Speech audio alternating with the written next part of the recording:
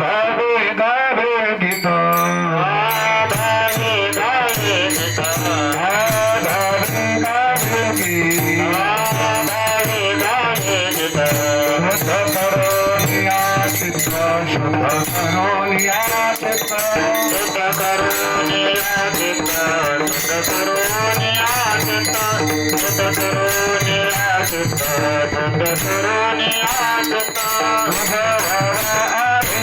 देवा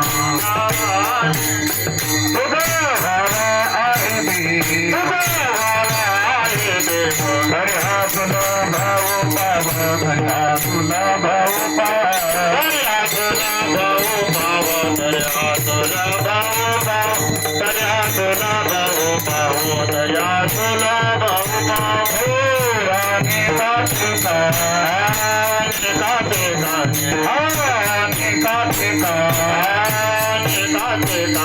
गुण दोष मनाला आणि गुण दोष मनाला आणि गुण दोष मनाला गुण दोष मनाला गुण दोष मनाला गुण दोष मनाला मस्तक चिन्ह हरी संताचा करणा करी संताचा करणा करी संताचा करणा करी संताचा करणा करी संताचा करणा करी संताचा करणा हरे वचन हरे वचन हे राहे समाधान हे राहे समाधान हे राहे समाधान हे राहे समाधान समाधान तुका मने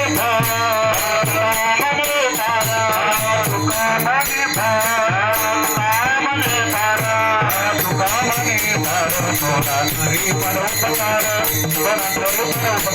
तोला हरी परोपकार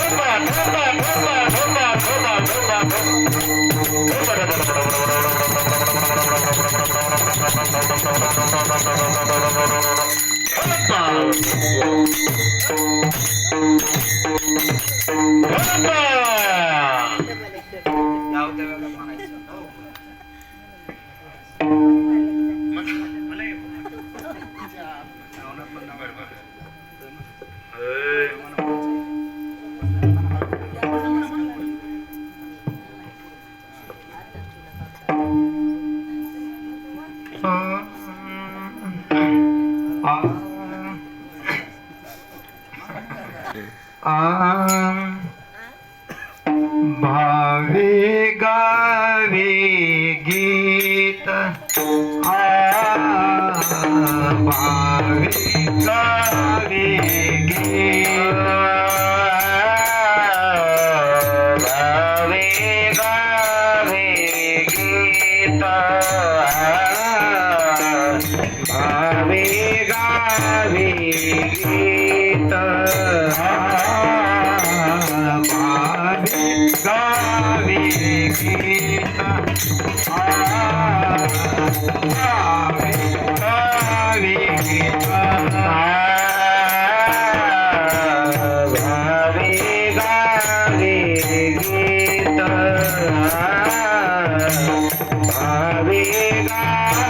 गीत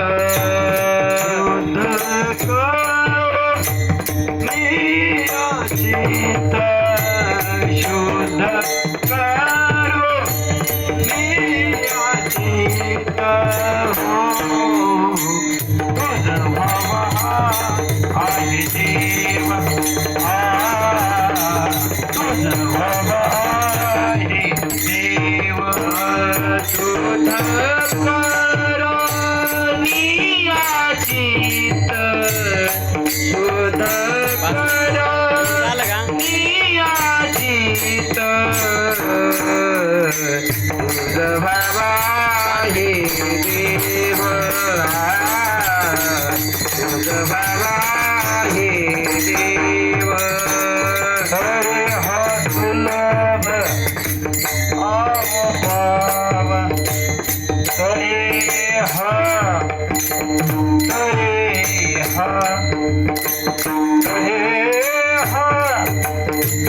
सुलभ पाव सुलभ पाव सुलभ ओ पाव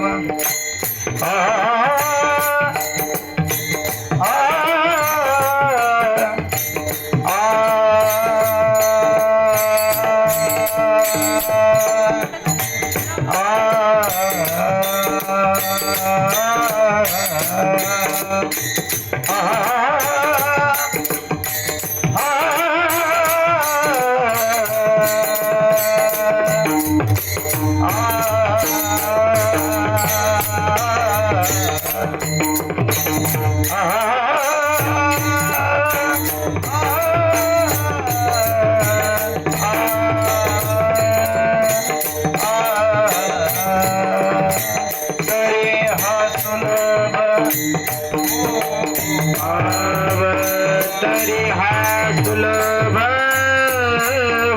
पाव तुझ भावा हे देव तुझ भावा हे देव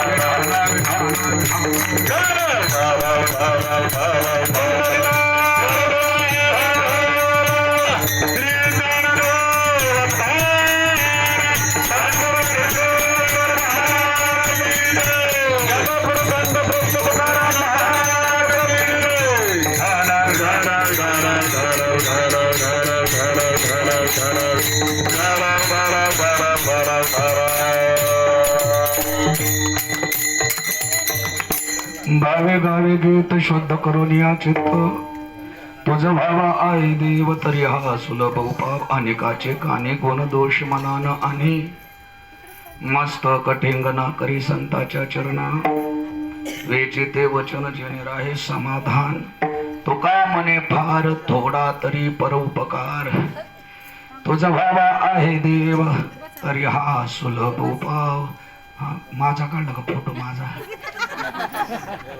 माझा काढला ना भावा छान बसाव का आता. हा बस बस बस बघा चांगला निघलाय का चांगला.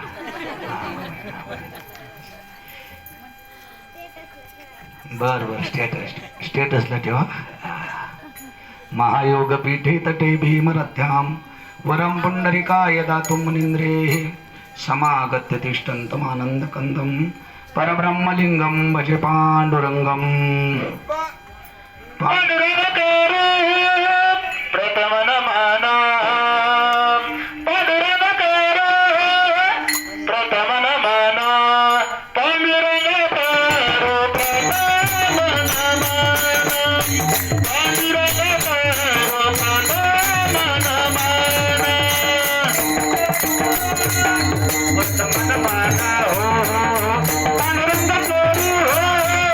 प्रथम नमन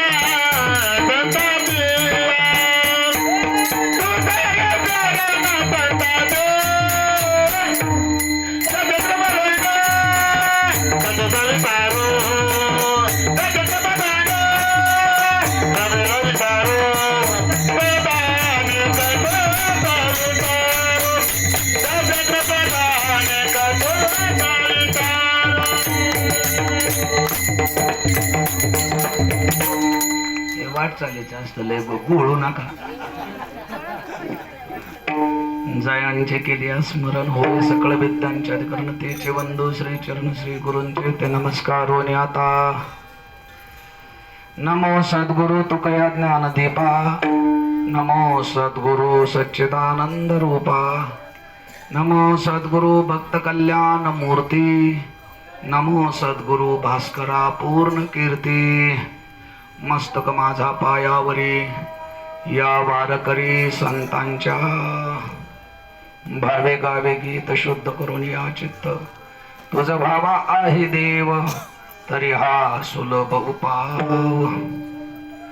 सद्गुरु महंत तपोनिधे कीर्तीश्वर महाराज पायी दिंडी सोहळा श्री क्षेत्र देहू आळंदी ते पंढरपूर या दिशेने वाटचाल करत असताना आजचा मुक्काम अकलूज या ठिकाणी पोहोचलेला आहे. दुपारच्या नंतर किती चाललात तुम्ही?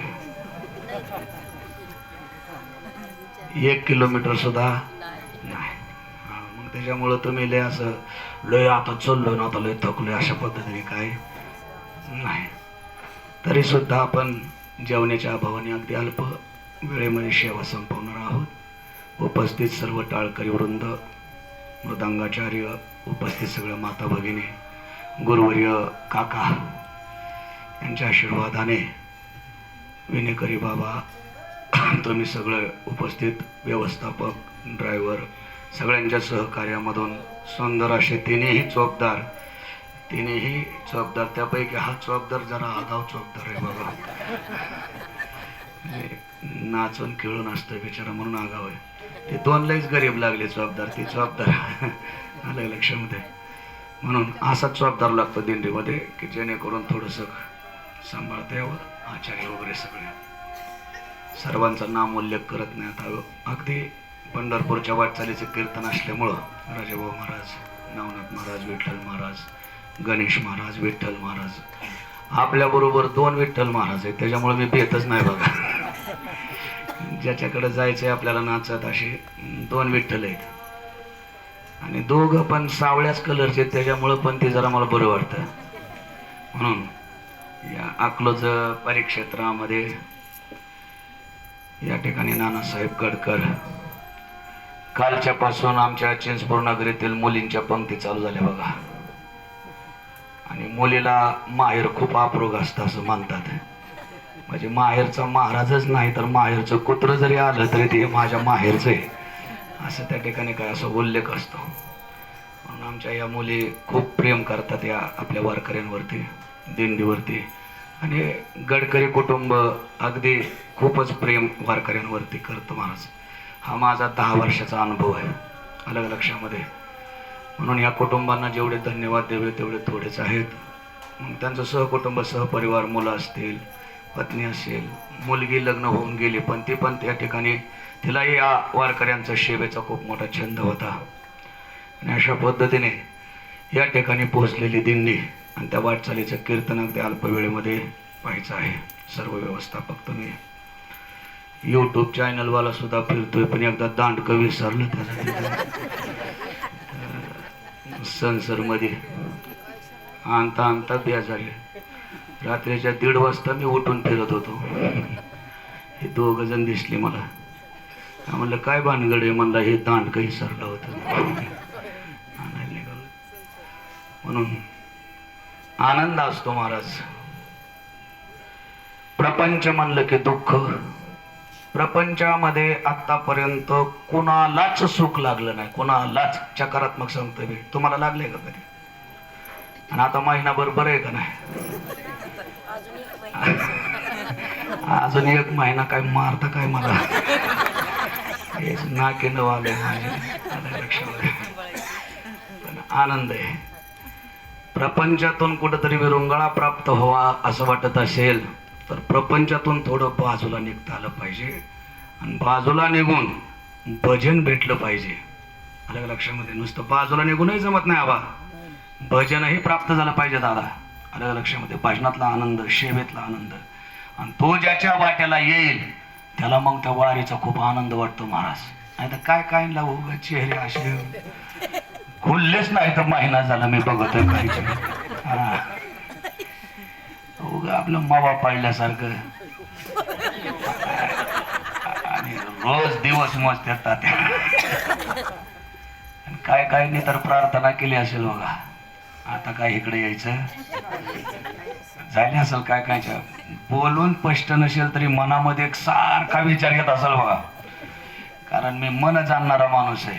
काय अरे लक्षामध्ये. पण एक गोष्ट सांगतो, सुखी जर तुम्हाला व्हायचं असेल, सुख जीवाला द्यावासं वाटत असेल तर पंढरपूरच्या वारीशिवाय तुम्हाला जगात, महाराष्ट्रात जन्माला आले तर कुठं सुख भेटणार नाही. पंढरपूरच्या वारी रिंगण बघितलं का नाही? बघितलं. मी म्हणलं होतं इथली जागा सोडू नका आणि पळायला बाय आता आमच्याच दिसल्या होत्या. गंमत कशी असते बघा. म्हणजे महाराजांच्या बोलण्यावरती सुद्धा किती विश्वास ठेवते ते. आलं लक्षामध्ये. मी म्हणलं इथून हालू नका, इथून हल्लं तरी बाजूला इथंच या. चुकताल होताल कुठं कोणी जाईल पण काय नाही, तुम्ही चुकायला घाबरत ना, काय नाही. असं येडं मारलं तुम्ही महाराज. आलं लक्षामध्ये. पण एक आनंद आहे. माझी इच्छा होती की तुम्हाला एक रिंगण सोहळा दाखवावा आणि त्या हेतूने हे जवळ अंतर असल्यामुळं म्हणलं चला आता येण्यातच नेऊन उभा करावं. म्हणून डोळ्याचं पारणं फेटण्यासारखं सोहळा येतात त्या. अलग लक्षामध्ये. एवढे झेंडेकरी, एवढे टाळकरी, आपल्याला ह्यांचं दर्शनच होत नाही दिवसभर.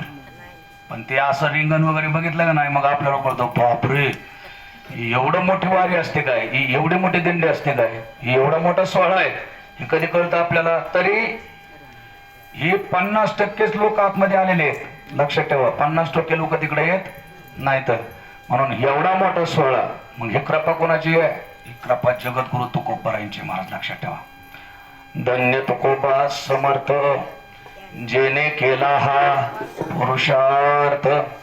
तुकोबारायांच्या पुरुषार्थाच्या माध्यमातून एवढी लोक एकत्रित आहेत. मग याच्यामध्ये काय सगळीच वारीला चालल्यात काय तुमच्या मनात? नटखट यावे, शुद्ध होऊन या जावे. कोणी पापी आहेत, कोणी मूढ आहेत, कोणी अज्ञानी आहेत, कोणाला वाटतं की बाबा सामान गोळा करायला बरंच काही भेटतंय म्हणून काही आलेले असतात.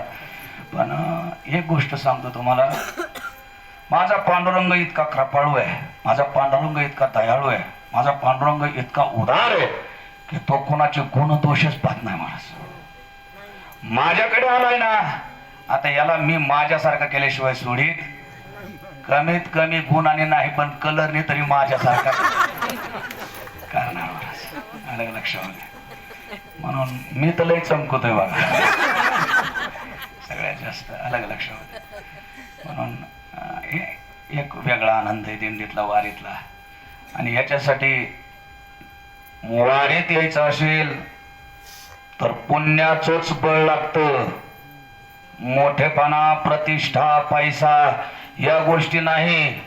फक्त ज्याचं पुण्य शिल्लक आहे तेच पायाने पंढरपूरला चालतं. महाराज लक्षात ठेवा, नाहीतर कुठं बसून कुठं उठून कशात चलून मर तिकडे काय नाही. इकडे महाराज मोठेपणा टाकूनच द्यावा लागतो, आलं लक्षामध्ये. आणि ज्यावेळेस तुमचा मोठेपणा संपल ना, त्यावेळेस तुम्हाला साक्षात पांडुरंगच भेटल बघा. अहंकार गेला, तो का म्हणे देव झाला विठ्ठल विठ्ठल.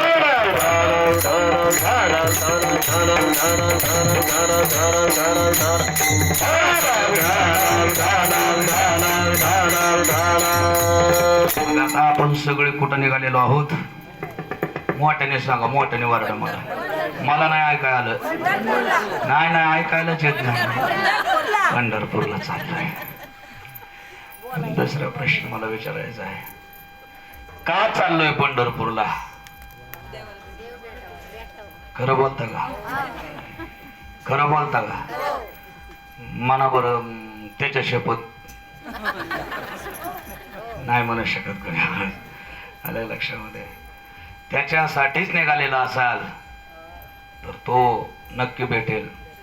पण तुम्ही जर अवांतर कारणासाठी पंढरपूरला निघालेला असाल वारीमध्ये, वारी का करावी, कशासाठी वारी करायची असते? लक्षात ठेवा, पंढरपूरची वारी का करायची असते? तर पंढरपूरच्या वारीने 3 तप घडतात. चालत असताना शारीरिक तप, वाचिक तप आणि मानसिक तप. शारीरिक घडते का माय? जे चालल्या त्याच मुंडके हलवा. ज्या आपल्या मजात गाडीत बसले त्यांनी मुंडका हलवायचा अधिकार नाही. आणि जे उशिरा आले त्यांनी तर अजिबातच मुंडके हलवू नका. आलं लक्षामध्ये. जे चालत आले पहिल्यापासून कुठून, आळंदीला ज्यांनी प्रवेश केलाय दिंडीमध्ये त्यांनीच मुंडके हलवा. की शारीरिक तप घडतंय ना, हा शारीरिक तप घडतंय महाराज. तर शारीरिक तप कशाला म्हणायचं? की देव प्राप्तीसाठी हे शरीर आटणं, त्याला म्हणायचं शारीरिक तप. आता आपलं आटतंय का नाही शरीर? खालून फोड आलेत महाराज, रुपयासारखेच फोड आलेत, बोटाच्या मध्ये फोड आलेत. आमच्या काकेची शिर चढली आहे. पण एक गोष्ट सांगतो, चलत असताना काय जाणवत आहे का? बसल्यावर तिकडं लक्ष जात आहे बघा. टेकलं का, थोडं टेकलं की लगेच लक्ष जातंय की आपल्याला कुठं काय होत आहे. आलं लक्षामध्ये. माझं असं मत आहे की मग जे हे जर आठवायचंच नसेल तर मला वाटतं रात्रंदिवस चालायला पाहिजे बघा, मग ते आठवणारच नाही. पण लक्षात ठेवा, शारीरिक तप घडणं खूप महत्वाची गोष्ट आहे. आणि किती 8 तास आहे आपल्याला. आपण बापू तुम्ही तर आता पहिल्यांदाच चालताय, किती चालावं लागतं माहिती आहे का तुम्हाला? 35 किलोमीटर कधी चालतोय आपण, 22 किलोमीटर चालतोय, 20 किलोमीटर चालतोय. तुम्ही फक्त गावाकडे गेल्यानंतर 3 किलोमीटर रोज चलून बघा, तुम्हाला चल वाटतंय का? हे माझ्या तुकोबारायांची ताकद आहे महाराज. 20-20 आणि 35-35 किलोमीटर चालायचे आणि काहीच वाटत नाही. मला तर काय वाटत नाही बघा, मला काहीच वाटत नाही चालण्याचा. आणि म्हणून आता तसं मी इतका इंज्युर्ड आहे महाराज, मी इतका इंज्युअर झालेलो आहे. पण मला ज्यावेळेस भजन चालू होतं ना त्यावेळेस माझ्या वेदना सगळ्या संपून जातात आणि मला ते कळत नाही, आठवत नाही. पण मी चलतो म्हणून शारीरिक तप घडतं. वारी का करायची? सहज अनायास आहे. तुम्ही काय ठरवून आलात काय तपश्चर्या करायची म्हणून? सहज तुकोबारायांबरोबर चलत असताना हे तप घडतं. कोणतं? शारीरिक तप. वाचिक तप घडतं महाराज. मी सगळीकडे फिरून बघितलं दिंडीमध्ये. ज्ञानोबा तुकोबारायचं भजन चालू झालं की माझी शेवट चालणारे 2 किलोमीटर वरची माता सुद्धा ज्ञानोबा तुकोबाराय हळूच का होईना पण बोलते महाराज. वाचिक तप आहे. घ्यायची इच्छा नसेल तरी सुद्धा घ्यावाच लागतंय म्हणून वाचिक तप घडतंय. आणि संध्याकाळी चलत चलत आलं, बिछाणावर कुठे पोटात पडलं महाराज, डाराडोर नुसते घोरालेला आवाज येते महाराज. मानसिक तप आहे, मनाला शांती भेटते महाराज. शारीरिक तप घडलं, वाचिक तप घडलं, मानसिक तप घडलं. कशाने? फक्त 30 किलोमीटर चालण्याने. आणि त्याने काय झालं? जो विसावा मनाला कधीच प्राप्त होत नाही, जो विसावा मनाला कधीच शांती देत नाही, तो फक्त दिंडी देऊ शकते महाराज. तुकोबाराय देऊ शकतात, ज्ञानोबाराय देऊ शकतात मनाला विसावा. म्हणून संतांच्या गावातच, संतांच्या नामस्मरणामध्येच मनाला शांती भेटू शकते, हे सिद्ध होतं. म्हणून दिंडी करायची असते, वारी करायची असते, निष्ठेने करायची असते. त्याच्यामधून आपल्याला सहज अनायासे 3 तप घडतात. शारीरिक तप घडतं, वाचिक तप घडतं आणि मानसिक तप घडतं. आणि हे तपश्चर्या आपल्या जीवनामध्ये फुकट प्राप्त होते, अनायासे प्राप्त होते. आणि त्याच्यामधून काय घडतं तर अंतःकरण शुद्ध होते महाराज. देहच आठवत नाही, गाव आठवत नाही, नाव आठवत नाही, तारीख आठवत नाही. ज्याची खरी वारी चालली त्याच्यासाठी सांगते बरं का.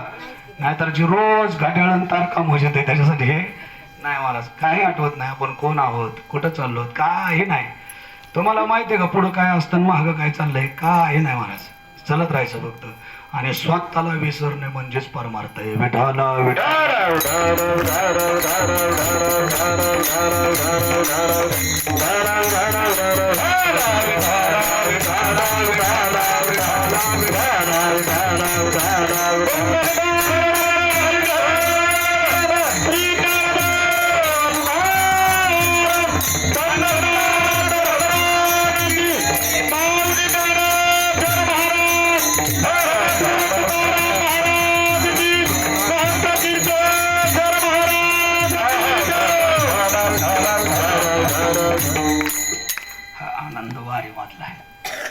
वारीमध्ये चलत असताना आपण कशासाठी चाललोय? पांडुरंगासाठी चाललोय, देवासाठी चाललोय. देवासाठी चाललात ना, अरे हा तरी म्हणा, नाही तर नाही. 21 दिवस सगळं सोडून जर इकडं चालायचं असेल तर देवाचंच करायचं आहे. देवासाठी चाललोय, बरोबर आहे. मग तो देव सहज उपायाने कसा प्राप्त होईल त्याच्यासाठी हा अभंग आहे. सोपा उपाय सांगितला तुकोबारायांनी, सोपा सांगितला. देव प्राप्त करायचा असेल तर खूप अवघड आहे महाराज. जगामध्ये सगळ्या गोष्टी सहज सुलभ प्राप्त आहे. एकच गोष्ट अवघड आहे आणि ती म्हणजे भगवत प्राप्ती. सगळ्यात अवघड गोष्ट आहे. मग त्याच्यासाठी सोपा उपाय तुकोबारायांनी अभंगामध्ये वधित केला. मग कोणता सोपा उपाय आहे? चालत असताना त्या भगवंताचं भावयुक्त अंतःकरणाने नामस्मरण करणं हे अभंगाचं पहिलं चरण आहे.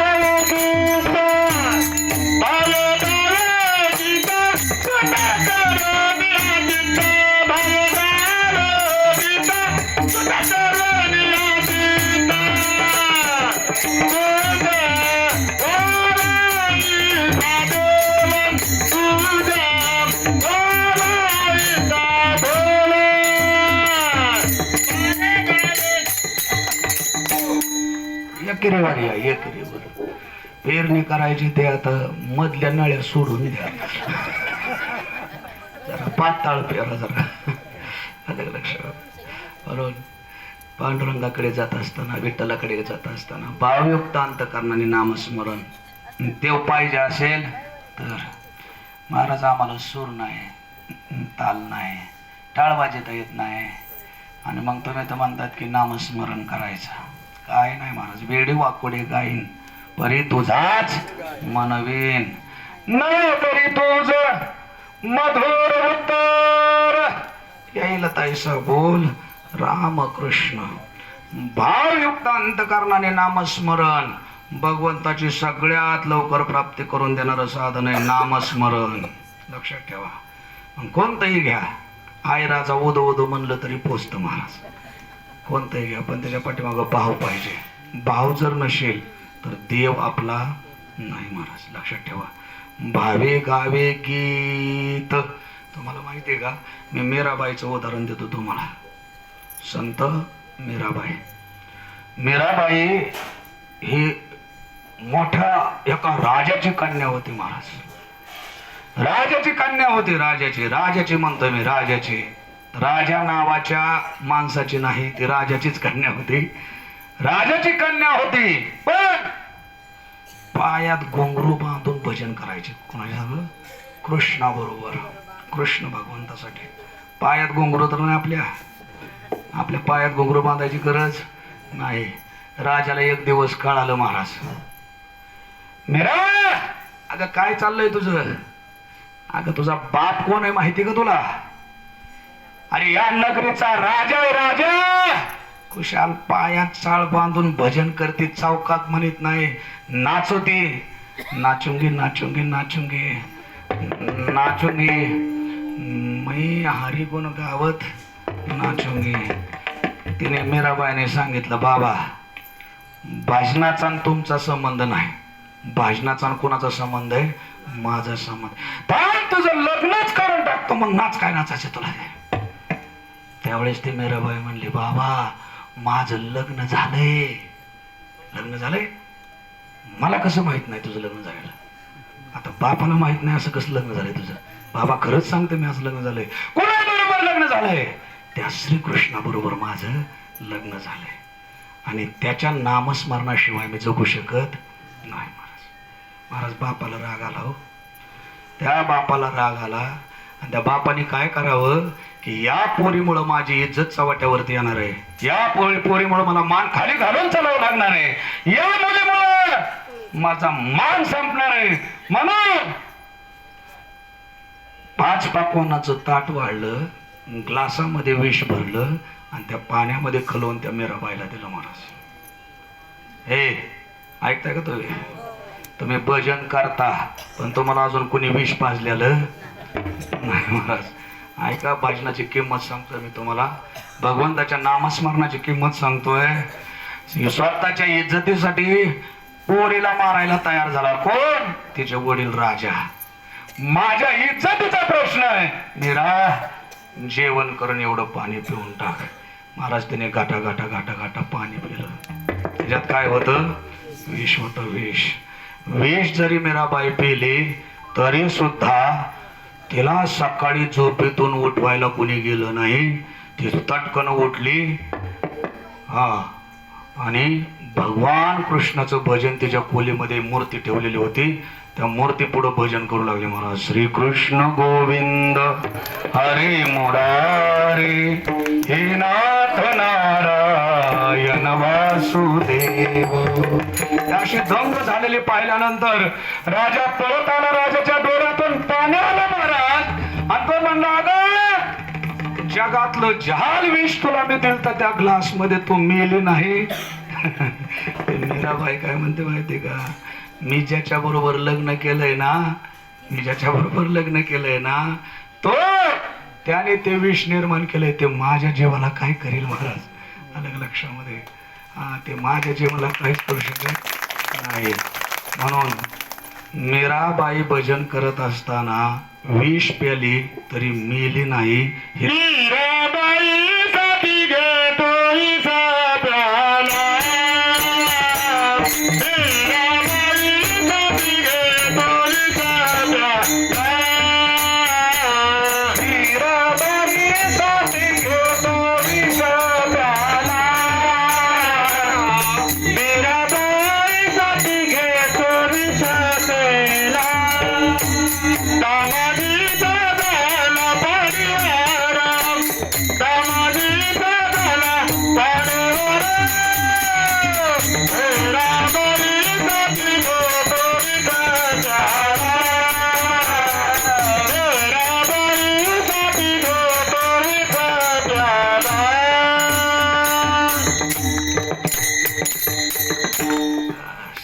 मीराबाईसाठी घेतो. भजनाची ताकद आहे, नामस्मरणाची ताकद आहे. जो मीराबाई सारखं अंतःकरणामधून देवाशी समर्पित होऊन भजन करतो महाराज, त्याला जगातली कोणतीच ताकद मारू शकत नाही. मीराबाईचं उदाहरण भजनाची ताकद आहे. म्हणून भावयुक्त अंतःकरणाने मीराबाईने भजन केलं. तुमचं भजन सांगू का? मना मना मना, आणि मग तुम्ही हळू जाग नाही. मीराबाई बनू शकत महाराज, लक्षामध्ये नाही मीराबाई होऊ शकत. त्याच्याशी समर्पित होऊन जीवाची पर्वा न करता देवावरती विश्वास ठेवून जो भजन करतो त्याला भावयुक्त अंतःकरणाचं नामस्मरण मानतात. लक्षात ठेवा. भक्त प्रल्हाद महाराज, ते हिरण्यकश्यपूने किती मारायचा प्रयत्न केला, पण मेला काय ते? उंच कटाड्यावर नेऊन स्वतःचं पोरग ढकलून दिलं महाराज. खर्चाटलं सुद्धा नाही हो. हातपाय तर मोडायचं लांबच राहिलं. आम्हाला थोडं रस्त्याने चाललं, घसरून पडलं तरी लगेच पाय मोडतंय, हात मोडतंय, अंग जातंय एका बाजूने, सगळं काय होतंय. पण उंच कटाड्यावर जरी लोटून दिलं तरी मरत नाही. कोणाची ताकद आहे? भगवंताच्या नामस्मरणाची ताकद आहे, भावयुक्त अंतःकरणाने घेतलेल्या. बरं जाऊ द्या, तेवढ्या प्रयोगावरती थांबलो नाही. अशी मोठमोठाली लाकडं कढईच्या खाली घातली, तेल उकळलं, आणि त्या तेलात सगळ्यांनी 4-5 जणांनी उचलून त्या बालाला, 5 वर्षाचं लेकरू, त्या तेलात टाकलं. सांगू तुम्हाला नामस्मरणाची ताकद. त्याला ज्यावेळेस त्या तेलामध्ये, उकळत्या तेलामध्ये टाकलं गेलं, त्याला तर फोड नाही आले, पण उकळलेलं तेलच गार झालं महाराज. नामस्मरणाची ताकद आहे, लक्षात ठेवा. किती ताकद असेल नामस्मरणामध्ये.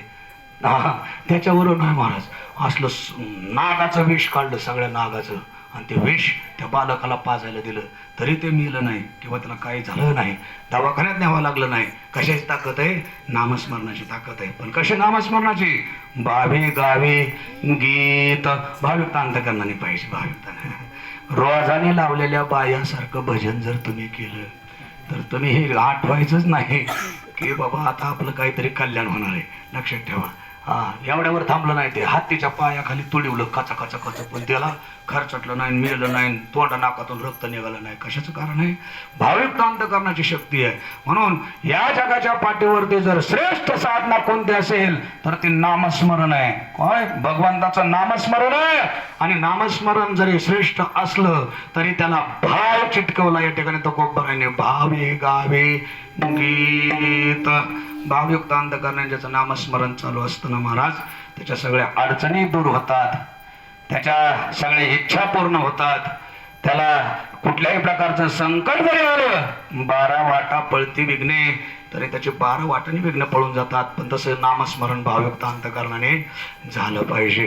पण आपला भाव काही टिकून राहतो काय? भाव टिकून महाराज ऐकल्यानंतर कमीत कमी अर्धा ते 15 मिनिटं भाव राहतो बघा.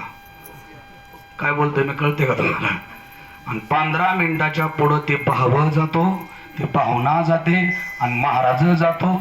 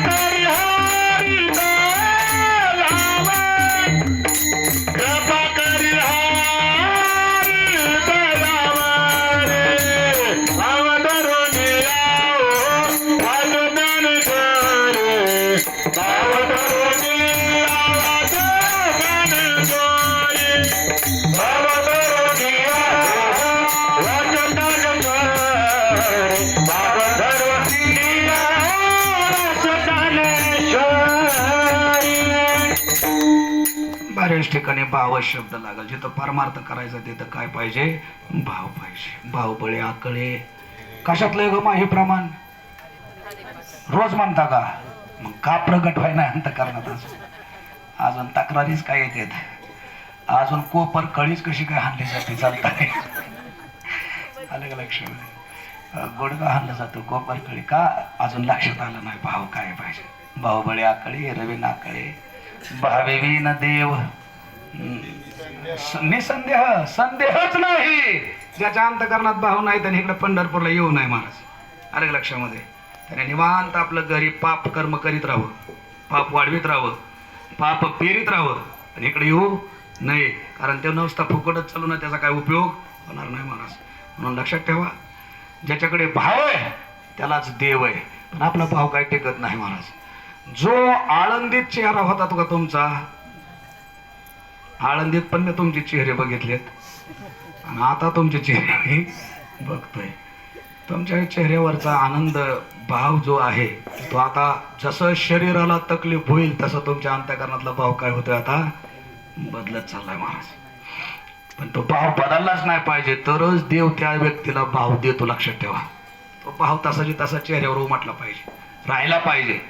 अलग लक्षामध्ये जसा आनंदित भाव होता अंतःकरणामध्ये तसा तुमचा शेवट पंढरपुरापर्यंत जर भाव राहिला तर तो पांडुरंग तुम्हाला भाव दिल्याशिवाय राहणार नाही. नाही तर काय नाही बघा, आला काय आणि गेला काय, इकडं आला काय आणि तिकडे गेला काय, काय लक्षात नाही. म्हणून भाव खूप महत्वाची गोष्ट आहे. मी दृष्टांत देत असतो बघा प्रत्येक वेळेस की आपला भावच टिकून राहत नाही. एक गणपत नावाचा पर्व होता बरं का, गणपत नावाचा पर्व होता आणि तो वारकरी होता पण निळा कोट घालायचा, निळा शर्ट घालायचा. म्हणजे ते त्याचं सांगतोय मी लक्षामध्ये बघा तुम्ही. वारकरी होता तो पण तो निळा असा घालायचा. ऐका तुम्ही, वारकऱ्याचा पोशाख हा वारकऱ्याचा पोशाख असावा. मिलिटरीमध्ये बघा तुम्ही आपण जे सगळे सुरक्षित आणि आनंदी हसतोय आपण याचं एकमेव कारण आहे की आपली सुरक्षा कर्म यंत्रणा मिलिटरीमध्ये BSF मधले जवान गुडघे इतक्या बर्फात उभा आहेत महाराज म्हणून आपण हसतोय आनंदाने. लक्षात ठेवा लक्षामध्ये त्यांचं एवढं स्ट्रिक्ट काम आहे, एवढं स्ट्रिक्ट काम आहे. ड्रेस तोच असणार, बूट तेच असणार, कट तोच असणार बरं का. विठ्ठल महाराज कारकर त्याने तर कोणत्या जातीचा कट हाणलाय, काना पसलीच केस काढल्या ते बघतो बघा. मी त्याला कटाचं नाव पण विचारलं पण काय सांगता आलं शॉर्ट लक्षामध्ये. पण आपण वारकरी आहोत, वारकरी हा पोशाख आपला असावा, त्याने आपली किंमत आहे. लक्षात ठेवा. म्हणून असं वेगळे कलाकार जरी झाले तरी आपण वारकरी पोशाखात राहायचं. आपण एक कीर्तनकार आहोत, आपण एक भविष्यामध्ये कीर्तन करून जगाला बोध देणारी व्यक्ती असेल त्याने कधी चुकू नये महाराज. विठ्ठला विठ्ठल.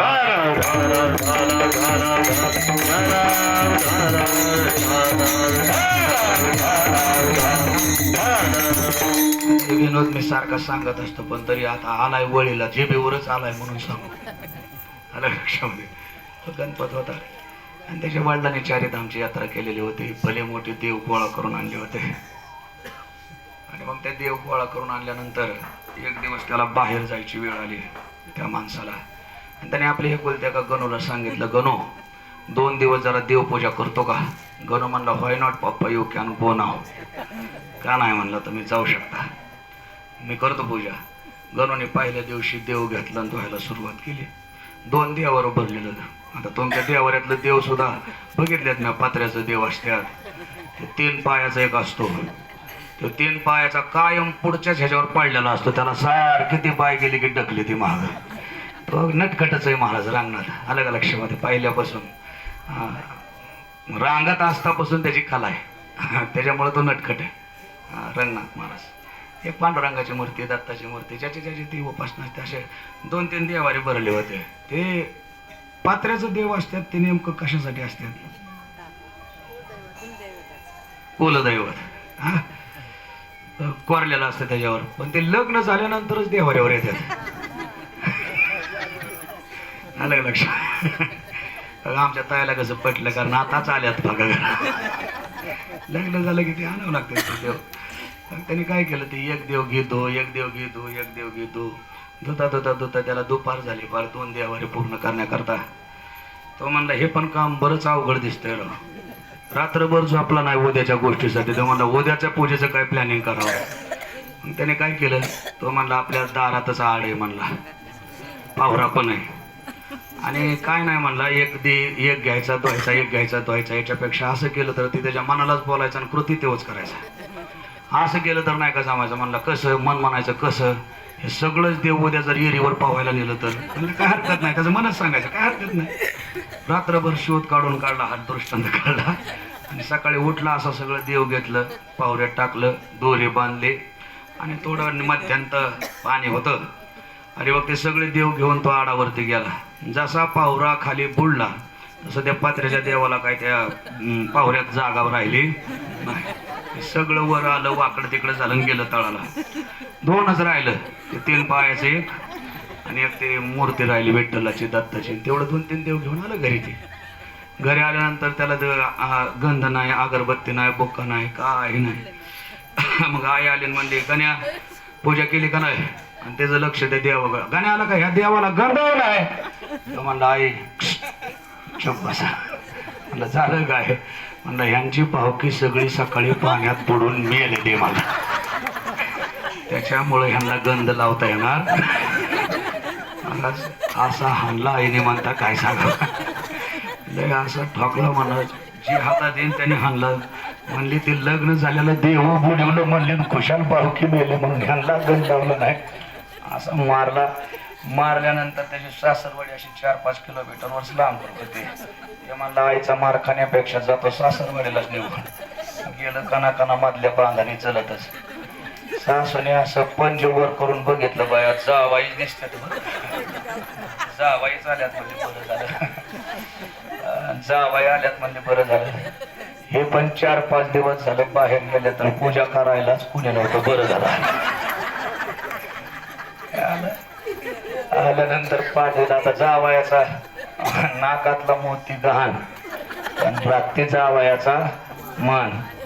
त्या जावयाच्या पोराची लग्न झाली, सासू जर जिवंत असले तरी सुद्धा तिच्या डोक्यात जावाईच असतो. हे प्राणी कसा काय जन्माला घातलाय देवाने काय माहिती. आणि धोंड्याच्या महिन्यात तर त्याला लय म्हण आते मान बर का जावाय. धोंड्याच्या महिन्यात आक चिंचपूर जावाय आला की मला जेवायला पण येतं बघा. जावाय आला की मी त्याच्या पंक्तीला शेजारीच असतो. त्याला रांगोळी असते, मला रांगोळी असते, त्याला धोंड असतात, मला धोंड असतात. जावायला हळूच सासू म्हणते, जावाई एका धोंड्यात अंगठी बर का, एका पोळ्याची.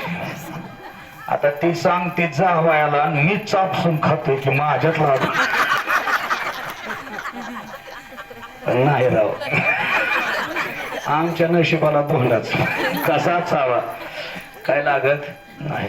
जावायचा मान मारत बसायला पाठ, टाकायला पाठ, उदबत्याचा घमघमाट ते किरण ते तू पण. मग ते जावाय बसलं म्हणजे जावाय बापू जेवण वगैरे केलं का? म्हणलं कशाचं, सकाळ जरा किरकिर झाली म्हणून आलोय म्हणलं. मग म्हणले जाऊ द्या, येऊ द्या, काय नाही, तुम्ही तेवढी देवपूजा करा म्हणजे तेवढे स्वयंपाक करते म्हणजे चांगला मस्त वगैरे. तेव्हा म्हणला घरच्या पेनं धरलं आणून पुढं भेटला. तुम्हीच म्हणा ते मार्गशीर्षातलं गुरुवार चालू होतं.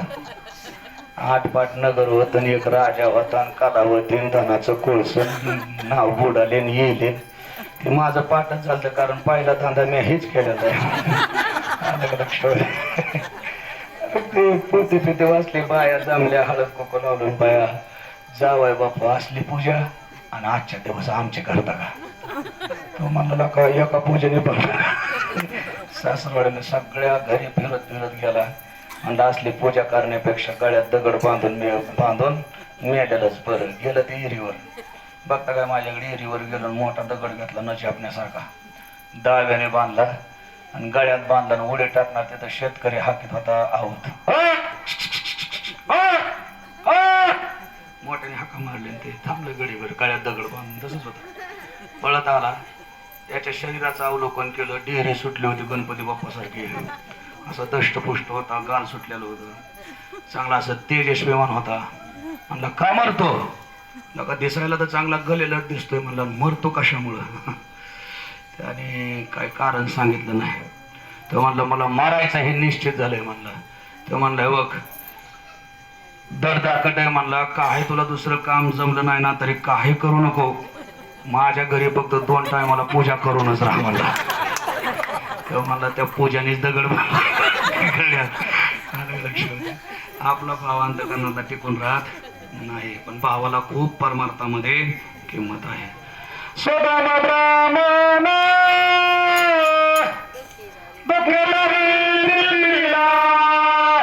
महाराज सुदामा ब्राह्मण दुःखी होता, दरिद्री होता, पिळलेला होता, पण शुद्ध भाव देखून या गाव सोनियाचा दिला. पण त्याच्या मधलं कडवं खूप महत्वाचं आहे. मुष्टी पोहे घेऊन या त्याच्या भेटीला गेला.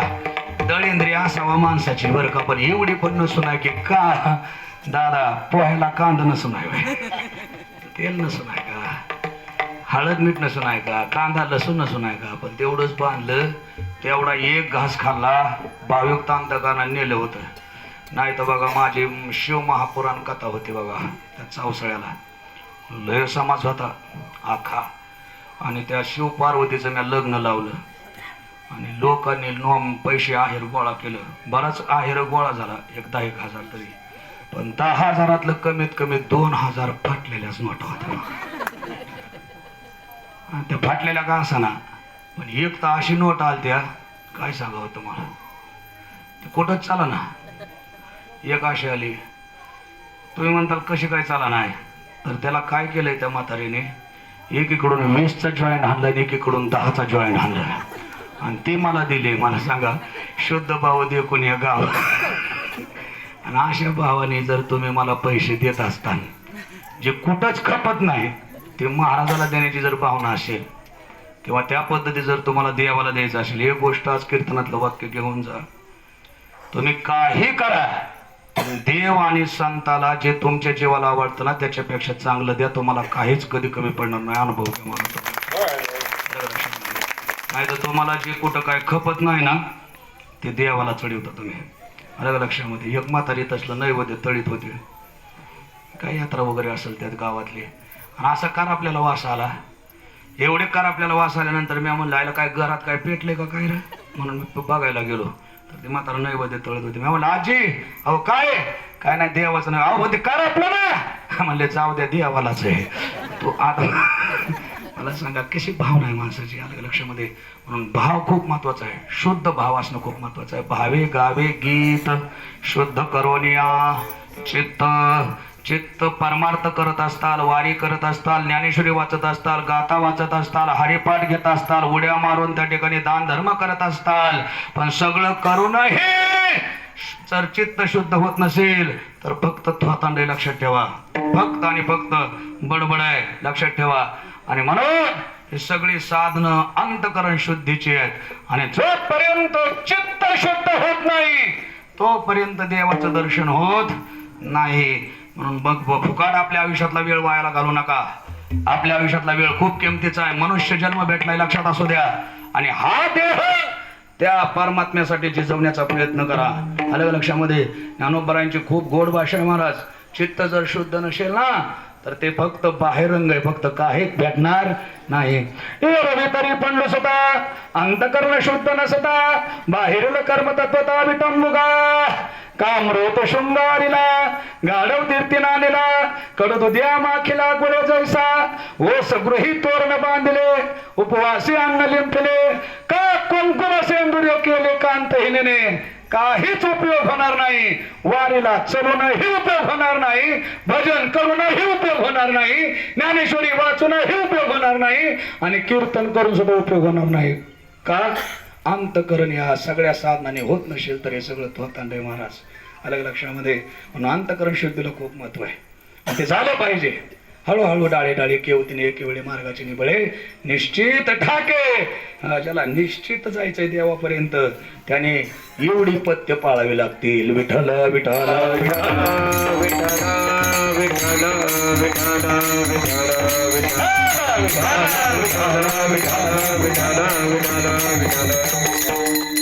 किती छान दृष्टांत झाली बघा. जाऊ द्या, बाकीचे दृष्टांत सांगतच नाही. तुमच्या गावाकडं गाढवं आहेत का?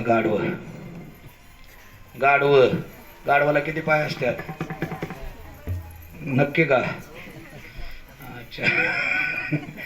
तर 4 पायाचंच गाढव असतं तुम्हाला कोणी सांगितलं? बरीच 2 पायाचीच गाढवं आहेत महाराज. ज्याला धर्म कळत नाही, ज्याला नीती कळत नाही, ज्याला पाप कळत नाही, ज्याला पुण्य कळत नाही, याला सुद्धा तो कोबरायांनी गाढवच म्हणलंय. खर म्हटलंय, खर. अलग लक्षामध्ये. म्हणून मनुष्याच्या जन्माला येऊन सुद्धा पाप पुण्य कळत नसेल, धर्म कळत नसेल, वारी कळत नसेल, कीर्तन कळत नसेल, आपण काय करतोय त्याचं भानही नसेल, तर हे सुद्धा गाढवच आहेत. असे गाढव नेलं काशीला. कुठं नेलं? काशीला. जेवढ्या साबण येतं, जेवढं शॅम्पू येतं, जेवढं काही मटेरियल येतं ना, असं घासो धुतलं महाराज ते गाढव. कशात धुतलं? काशी. तुम्ही असं का बघत? तुम्ही काशी केली का नाही अजून? नीट काशी केली का? नीट काशी केली तर नीट काशी करायची बघा. लक्षात ठेवा. आता मी नाही सांगत बसत नीट काशी काय, पण ते गाढव धुतलं. मला वेळेचं बंधन आहे. मी अगदी अल्पात थोडी सेवा करणार आहे. अलग लक्षामध्ये. जरी तकलो नसेल तरी सेवा थोडीच करणार आहे. म्हणजे झालीच आहे आता, आटोक्यातच झाली. पण ते गाढव सगळे साबण लावले, सोडा लावला, शॅम्पू लावला, चांगलं ब्रशने घासूनही धुतलं. त्या मालकाने नेलतं कुठं? काशीला नेलतं. आणि सगळं करून सुद्धा त्या गाढव असं चकाचक केलं. मालकाला असा आनंद झाला, महाराज बरं झालं गाढव तीर्थी नाणेला. म्हणलं गाढवाला इकडं काशीला आणलं, चांगलं धुतलं, आता बरं झालं. म्हणजे काय झालं? पवित्र झालं, पावन झालं. आता काय याला काय आता गरज नाही काय करायची. त्याने असं मोकळं सोडून दिलं महाराज. कुठं? काठावर. महाराज त्याला जसं घासलेलं त्याने शॅम्पू बघितलं नाही, किती साबण लावलाय, आपण काशीला आलोत, आपण पंढरपूरला चाललोय, काही बघितलं नाही महाराजाने. याने काय बघितलं? एक मस्त पैकी कचरा पिसरा टाकलेला उखारडा बघितला आणि जी गडबडा लोळायला सारू केलं म्हणतात. अर्धा तास लोळत होतं. मी तिथंच होतो ना बघायला. अलग लक्षात. ते असं लोळत होतं महाराज. आणि लोळल्यानंतर उभं राहिलं. मालकाने असं कपाळाला हाणून घेतलं. अरे हे गाढव काशीला नेलं काय आणि पंढरपूरला नेलं काय, आळंदीत नेलं काय आणि देऊत सोडलं काय, याच्यावर काय परिणाम होण्यासारखा नाही महाराज. लक्षात ठेवा. म्हणून आपण शुद्ध चित्त शुद्ध व्हावं लागतं परमार्थामध्ये. आणि हळूहळू व्हावं. हे हळूहळू काढणारी घटना आहे. हे काय लगेच आज वारेल निघाले की उद्या चित्त शुद्ध होत नाही. याला अनेक जन्म जाऊन द्यावं लागतात, तेव्हा ते चित्त शुद्ध होण्याची. तुकोबरायांची 8 पिढ्याची परंपरा परमार्थ करते. त्यावेळेस तुकोबरायांसारखे महान संत जन्माला येतात कुळामध्ये. लक्षात ठेवा. एवढी आपली तपश्चर्या घडली पाहिजे. लक्षात ठेवा. म्हणून भावे गावे गीत शुद्ध करून या चित्त. शुद्ध चित्त झालं पाहिजे. आणि ते शुद्ध चित्त जर व्हावं असं वाटत असेल तर दिंडीमध्ये चलत असताना मागं राहू नये, भजन करावं. आणि कोणतं भजन करावं? विठोबा रखुमाई, विठोबा रखुमाई, विठोबा रखुमाई, विठोबा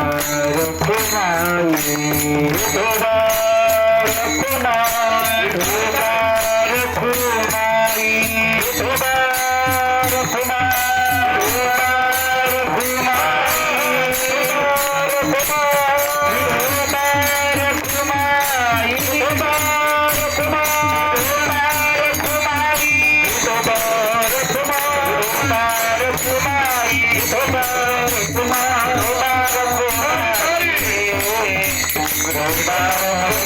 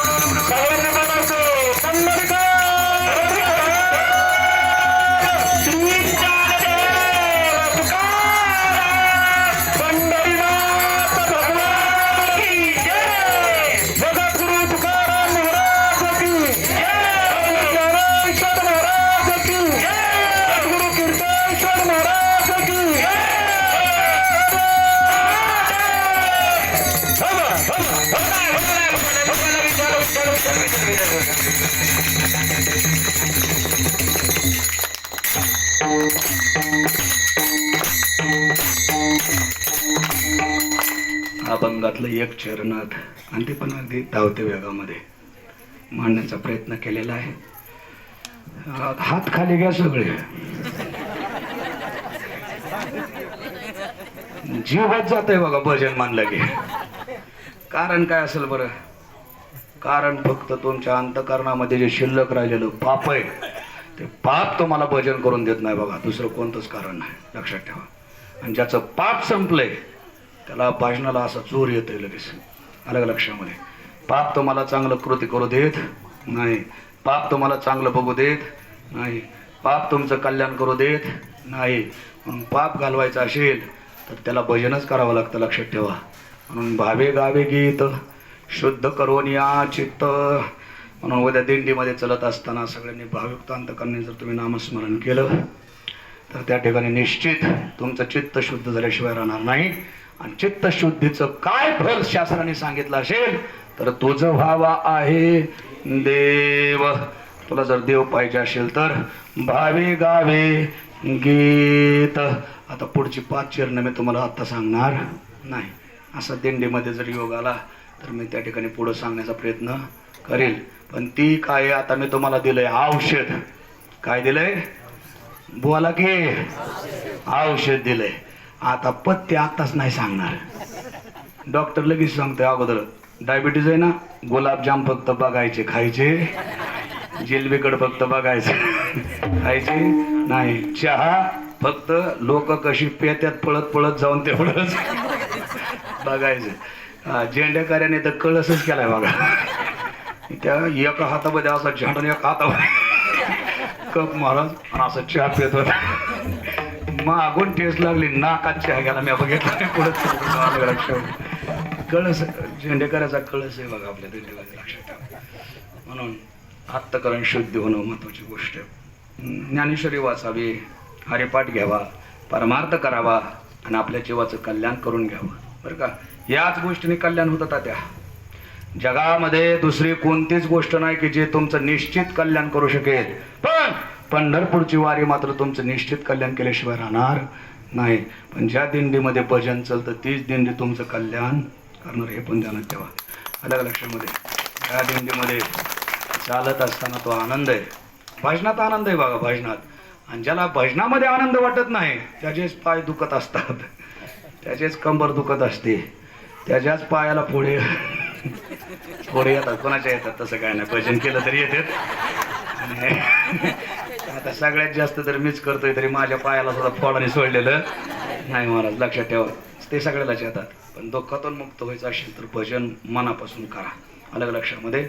म्हणून तो जो व्हावा आहे देव तरी हा सुलभ उपाव. सोपा उपाय तो कोपरायने सांगितला. कोणता? भावे गावे गीत, भावयुक्त अंतकरणे नामस्मरण. असो मायबाप, चालत असलेली पंढरपूरची वारी आज या ठिकाणी पोचलेली आहे. सर्व आयोजक संयोजक मंडळी खूप जगतात. त्याच्यामध्ये आमचे बाबू नाना डगे यांनी खूप मोठं कार्य केलं. त्यांच्यासाठी थोडे टाळ्या वाजवा. कारण सगळं बेचाना असतील, उचलायचं असेल, टाकायचं असेल, शेगडे असतील, तवा असतील, काढणं उचलणं, हे तुम्ही जितकं भजन करणं सोपं आहे, उचलणं लय अवघड आहे, अलग लक्षामध्ये. आमचे दादा असतील, दादा चाळक, अशोक दादा चाळक, यांना मी म्हणलं आचार्य आता, म्हणले मी नाही काय, मी शिकवलंय त्याला म्हणले.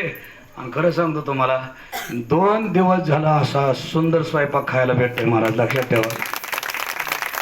मी कधीच पोहे न खाणारा माणूस, पण सकाळी 10 प्लेटी पोहे खाल्ले बघा, तुम्हाला विश्वास नसेल. 10 प्लेटी म्हणजे बारकाल्या, तुम्ही असं काही समजलं. आपलं थोडं खाल्लंय, अलग लक्षामध्ये. पण तुमच्या हाताला दादा खरंच अन्नपूर्णा माता प्रसन्न आहे बघा. खूप असे सुंदर या भजनी मंडळीने सगळ्या खूप मोठी रंगदेवत आणलेली आहे. राजाभाऊ महाराजांनी तत्वज्ञानाच्या माध्यमामधून नवनाथ महाराज, विठ्ठल महाराज, गणेश महाराज, विठ्ठल महाराज, तुम्ही सगळ्या माझ्या माता, सगळेच ड्रायव्हर लोक, रवी असेल, काका असेल, गोकुळ असेल, आपला बाळू असेल,